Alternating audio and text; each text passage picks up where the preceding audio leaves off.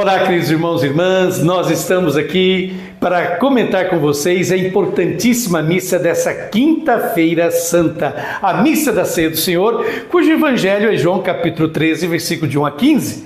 E o tema que eu escolhi para a liturgia desta Quinta-feira Santa é: Deus não está onde o poder é exercido, mas o serviço.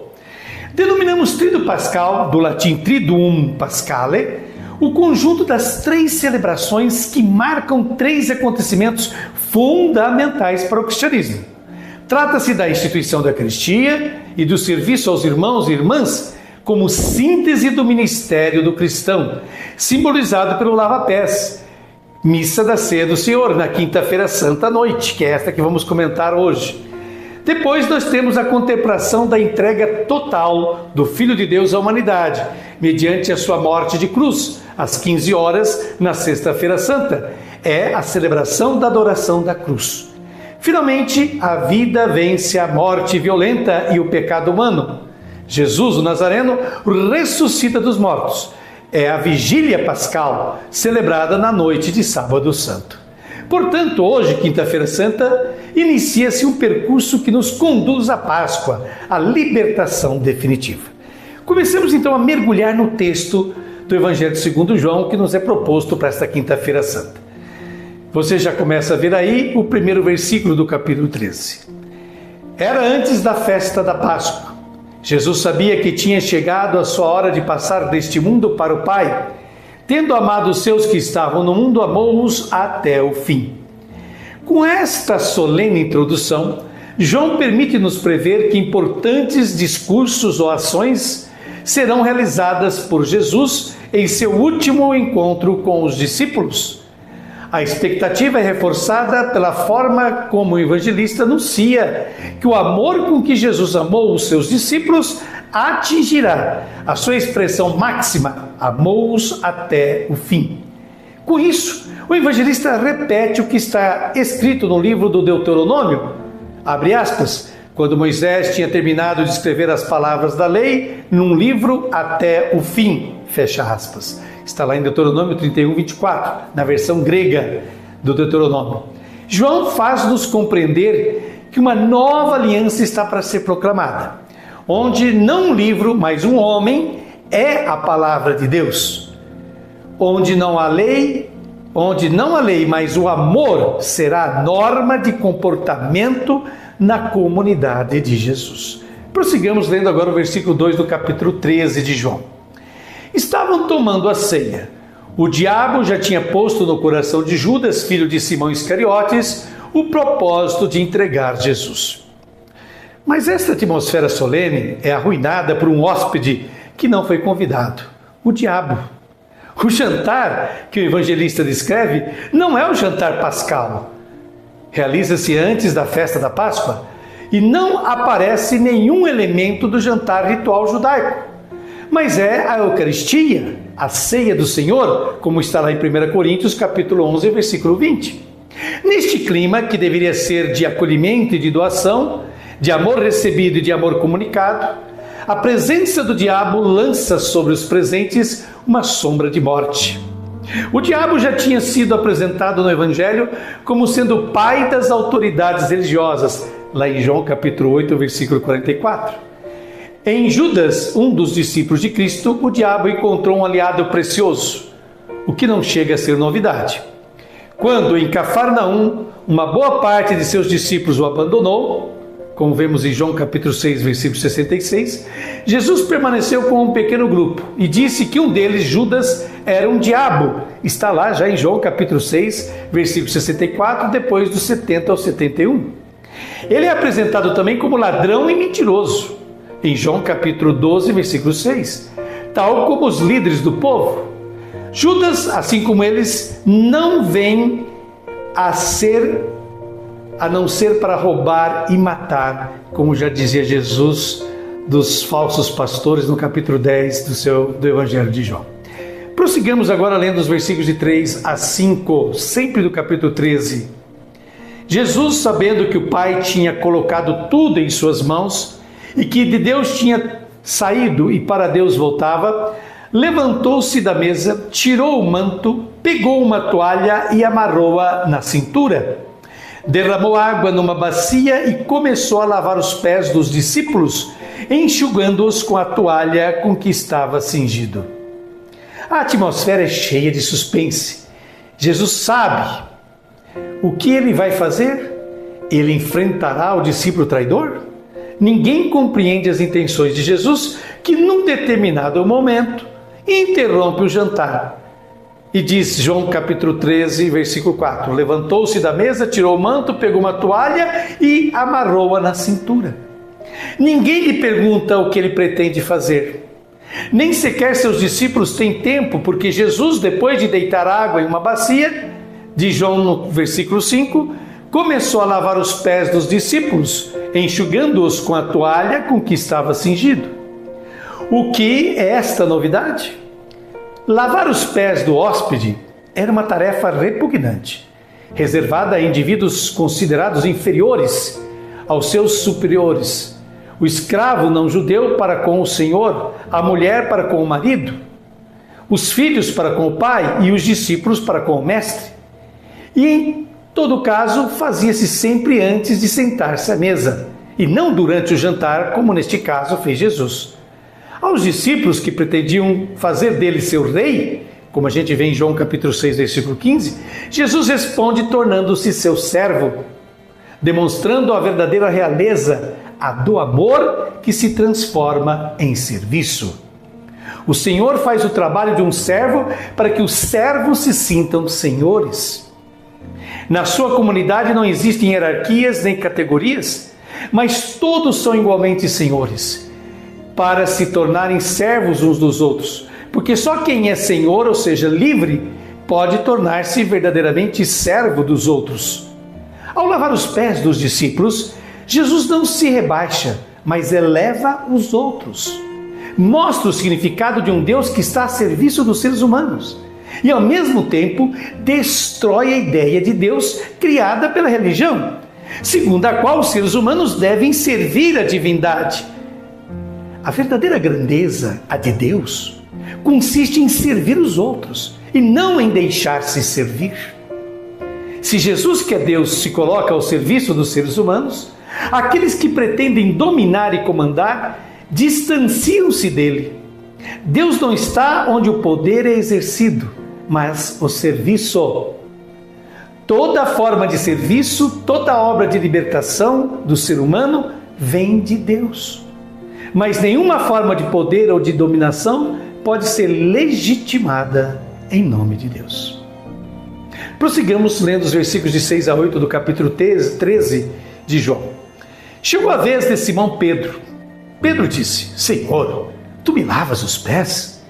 Respondeu Jesus: agora não entendes o que estou fazendo, mais tarde compreenderás. Disse-lhe Pedro: tu nunca me lavarás os pés? Mas Jesus respondeu: se eu não te lavar, não terás parte comigo. Por último, Jesus dirige-se a Simão, o discípulo cujo apelido Pedro, que quer dizer pedra, corresponde ao seu caráter teimoso e obstinado. Na verdade, ele é o único a reagir horrorizado. Senhor, tu me lavas os pés? Simão não aceita o gesto de Jesus, o mestre que lava os pés de um discípulo. O único discípulo que protesta é, na verdade, reparem bem, o único que compreendeu as consequências da ação do Senhor. Se Jesus, o mestre, lava os pés dos seus discípulos, a partir de agora, ninguém do grupo poderá se considerar superior ao outro. Não, isto é inaceitável. Disse-lhe Pedro: tu nunca me lavarás os pés. Pela primeira vez no Evangelho, o discípulo é apresentado apenas com o apelido negativo, Pedro, nunca usado por Jesus, que sempre o chamará pelo nome, mas usado pelo evangelista para apontar todas as vezes que Simão se opõe a Cristo. A reação de Pedro não é um sinal de humildade, mas, pelo contrário, indica a sua recusa em agir como Jesus. No fundo, Pedro não aceita o seu gesto porque não está disposto a comportar-se como Jesus. Ele defende a posição de Jesus porque, na realidade, quer defender a sua. A reação de Jesus é seca. Se eu não te lavar, não terás parte comigo. Quem não aceita o serviço, nada tem a ver com um Deus a serviço dos seres humanos. Quem aceita ser submisso, não entendeu quem é Jesus e não tem nada em comum com o Cristo que liberta as pessoas. Prossigamos lendo agora os últimos versículos do Evangelho deste nosso dia tão importante da ceia do Senhor. Os versículos 9 a 10. Simão Pedro disse: Senhor, então lava não somente os meus pés, mas também as mãos e a cabeça. Jesus respondeu: quem já se banhou não precisa lavar senão os pés, porque já está todo limpo. Também vós estáis limpos, mas nem todos. Astuto como sempre, Simão tenta evitar a condição que Jesus lhe impõe e, encurralado, tenta a última cartada, a do ritual. Ele não aceita o gesto de Jesus como expressão de serviço, mas, contornando o obstáculo, interpreta esse gesto como um rito purificatório. Senhor, então lava não somente os meus pés, mas também as mãos e a cabeça. Simão quer um rito purificatório em vista da Páscoa, como faziam os peregrinos que tinham subido a Jerusalém para se purificarem antes da Páscoa. Está lá em João capítulo 11, versículo 55. Simão não entendeu que não é um rito de purificação que permite acolher o amor de Deus, mas, pelo contrário, acolher o amor de Deus torna-nos puros. Ao terem aceitado Jesus, os discípulos já são puros. Vós sois puros pela palavra que vos falei. Está lá em João 15, 3. Porém, precisam acolher o lava-pés para compreender o serviço de Deus para com eles e deles para com os irmãos e irmãs. Não é o fato de ter os pés lavados que torna um ser humano puro, mas a sua disposição de lavar os pés dos outros. Agora sim, chegamos já nos finalmente, nos últimos versículos desse evangelho de hoje. Jesus sabia quem o ia entregar, por isso disse: nem todos estáis limpos. Porém a sombra das trevas recai sobre a ação de Jesus, que aos poucos ampliará a sua influência nefasta. Apesar do gesto de amor feito por Jesus, nem todos são puros. Outra pessoa, além de Pedro, resiste ao seu amor. Jesus também lavou os pés do discípulo traidor, mas ele não aceitou o amor inerente ao gesto.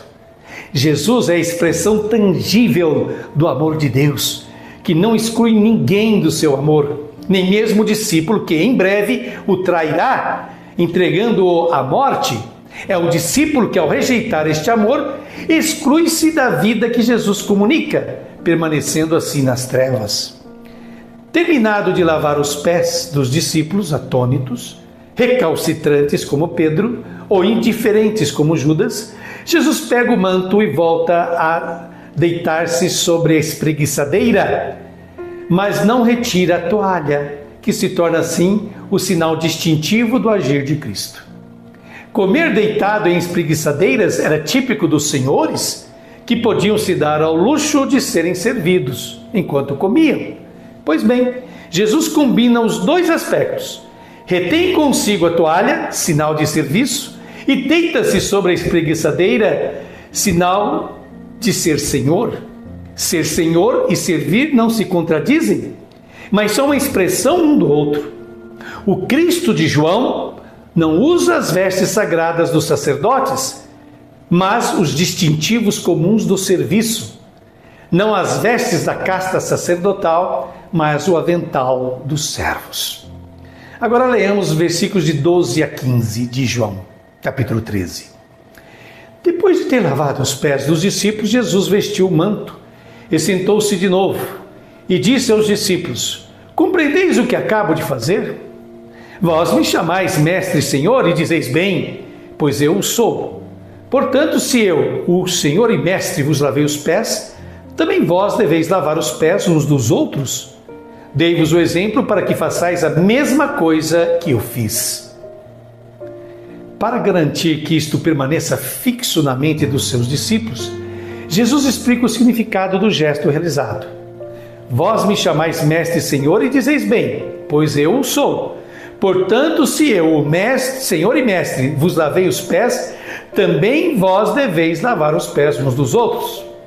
Sublinhando que é o único mestre e o único Senhor, Jesus apresenta-se não como aquele que ensina a amar e a servir, mas que comunica a força para o fazer. Para Jesus, ser mestre e Senhor não significa colocar-se acima dos discípulos, mas colocar-se ao seu serviço e torná-los capazes de amar. Se os discípulos o reconhecem como mestre, devem aprender dele a servir. E se reconhecem Jesus como Senhor, devem assemelhar-se a Ele no amor. Ter compreendido a ação de Jesus só se demonstra traduzindo-a em atitudes concretas. Lavar os pés do outro não é uma demonstração de virtude, mas um dever, o cumprimento de uma dívida que se tem para com o irmão. Não fiqueis devendo nada a ninguém, a não ser o amor que deveis uns aos outros, já dizia Paulo em Romanos capítulo 13, versículo 8. Jesus não se apresenta como um modelo externo a ser imitado, mas como um dom que gera o comportamento dos discípulos. Não um exemplo, mas um gesto de amor que permite aos discípulos praticar o mesmo amor.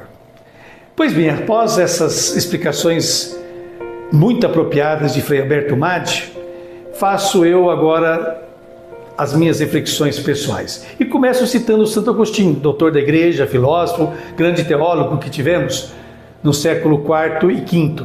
Diz Santo Agostinho: não vos desvinculeis, comei o vínculo que vos une. Não vos estimeis pouco, bebei vosso preço. Transformai-vos também vós no corpo de Cristo. Muitos podem se perguntar: mas na celebração da ceia do Senhor, na festa da instituição da Eucaristia, não caberia melhor um evangelho que descrevesse o momento da ceia no qual tudo isso se deu? Como, por exemplo, está lá em Marcos capítulo 14, de 17 a 25, Mateus capítulo 26, de 20 a 29 e Lucas capítulo 22, do 14 ao 23?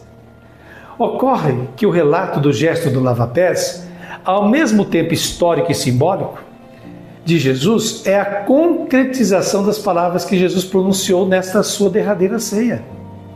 Isto é o meu corpo que é dado por vós. Fazei isto em minha memória. Este cálice é a nova aliança, em meu sangue. Todas as vezes que dele beberdes, fazei isto em memória de mim, como lemos na primeira epístola aos Coríntios, capítulo 11, versículo de 24 e 25.